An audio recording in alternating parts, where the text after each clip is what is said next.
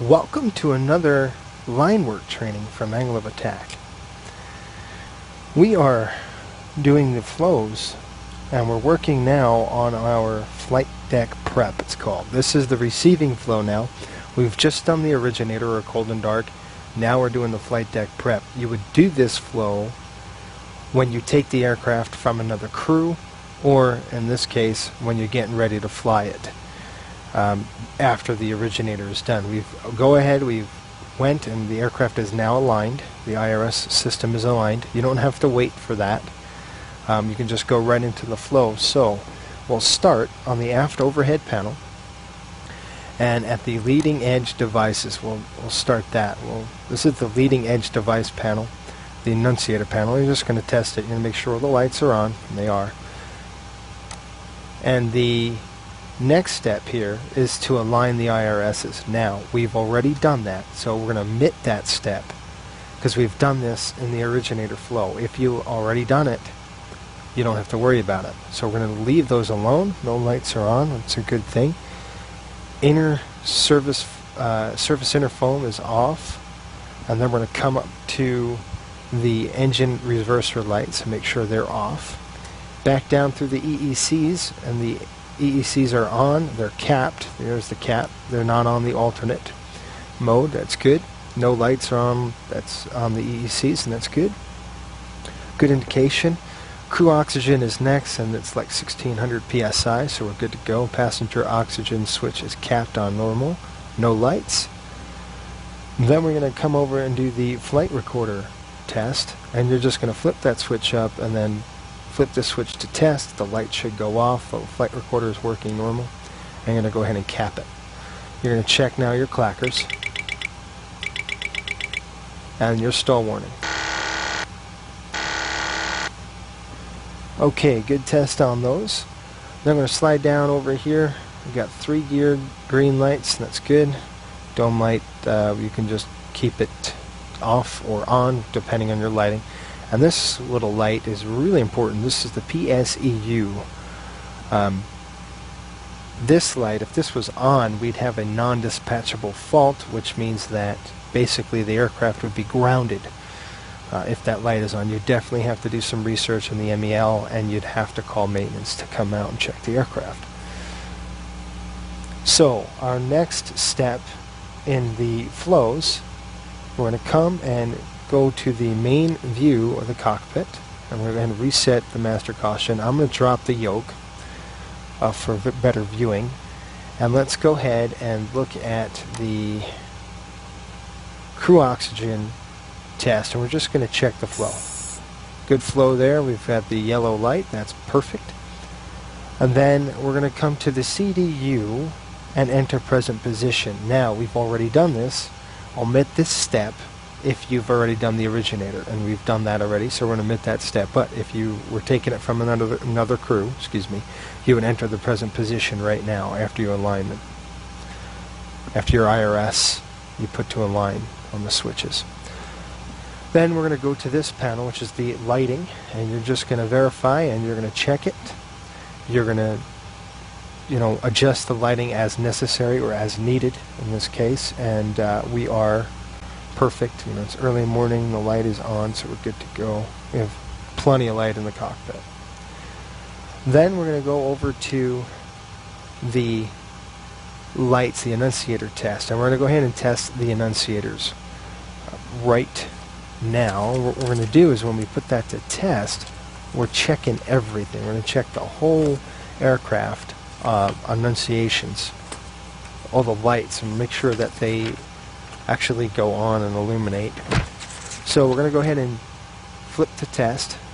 You can see all those annunciation or the annunciator lights on.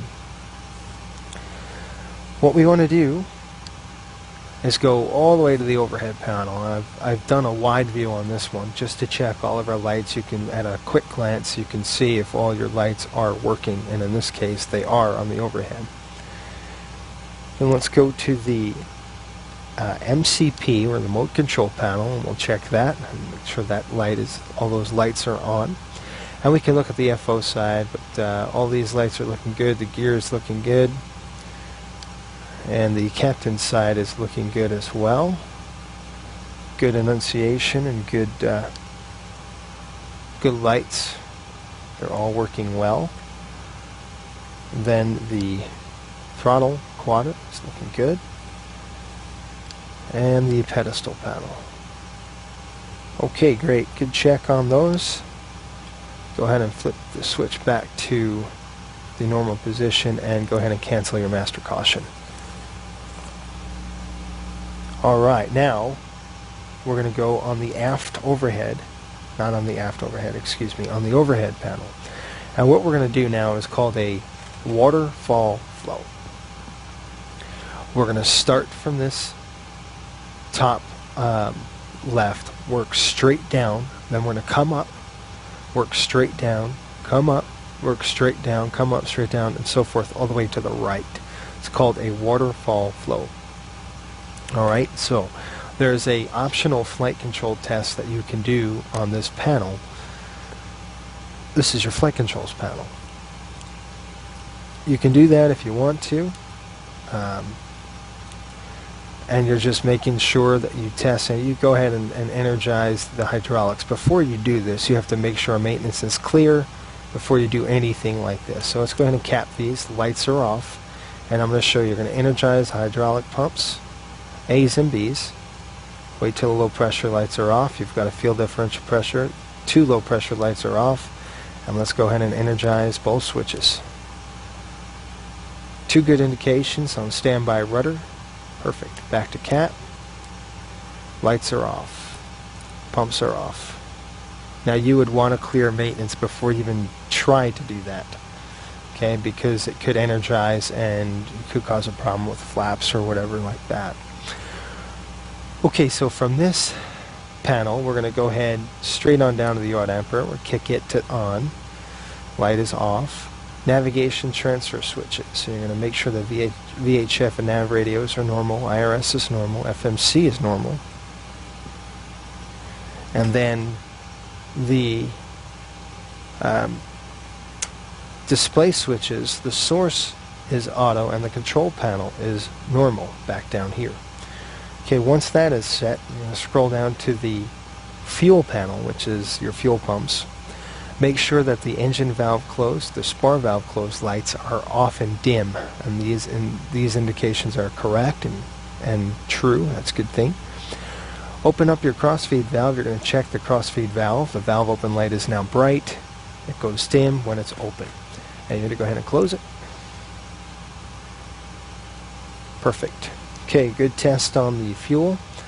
Then again, I'm going to leave pumps off until about 5 minutes before pushback. We're going to go to the electrical panel now, and just you can do a couple things. Just take a gander at this at your displays. 0, 28, 61 amps, 115, 402 were perfect. Bat bus is reading at 26. Standby power is good. TR3 is 13 and 26. That's within range. 22 and 26 for transformer rectifier 2. TR1 is looking good as well at 48.26. Aux bats 28.0, and bring all the switch down to test, and you're going to do the same thing. The inverter's looking good to test. And when they're on test, you're going to hit maintenance. And what this is going to do is going to pull up any faults or any byte faults that have occurred in the system.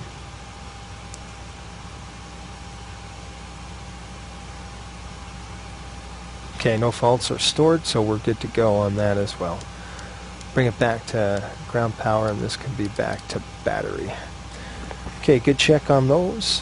Make sure your galley power is on. If you're working the 800 series, then make sure that the 800 IFE passenger switches on as well. Come up to the center panel here.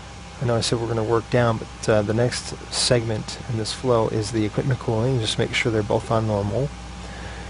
Then you're going to scroll down, make sure we have already capped the emergency exit lights, and go ahead and put your fasten seatbelt signs to on. Then we're going to go ahead all the way up here, and again working to the right, we're going to check our window heat now. So throw all window heat switches on. We're going to do an overheat test. Notice all 4 overheat switches are on. Go ahead and shut those off.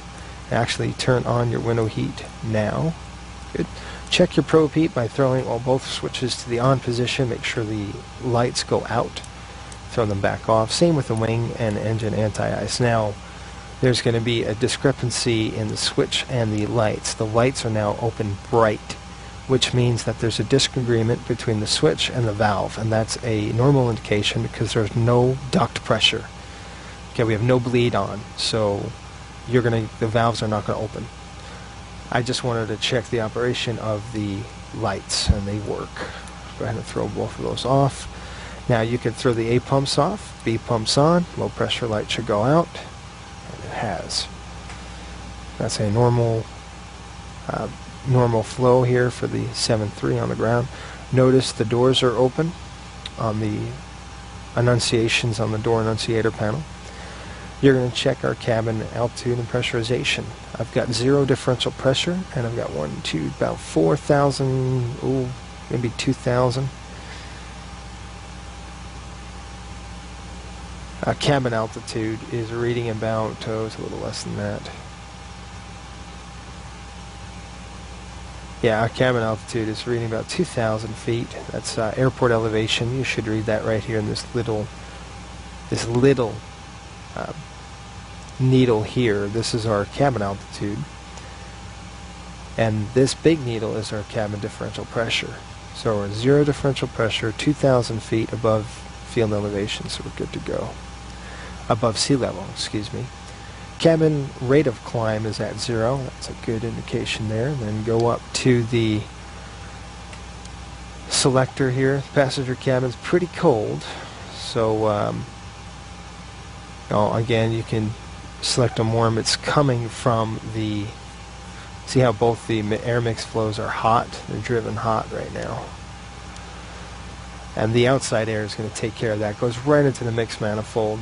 So your selectors probably won't have anything to do with those because it's controlled to the outside. But anyway, I've put them to the warm indication just in case. Alright, then we'll go to our PAX panel, or our air conditioning panel, and you're going to select overheat, wing body overheat, and hold that for 5 seconds.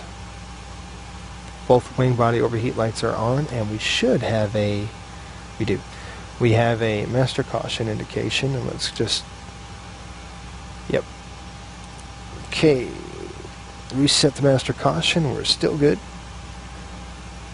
And we'll go back to where we were, coming back on down to the pressurization panel.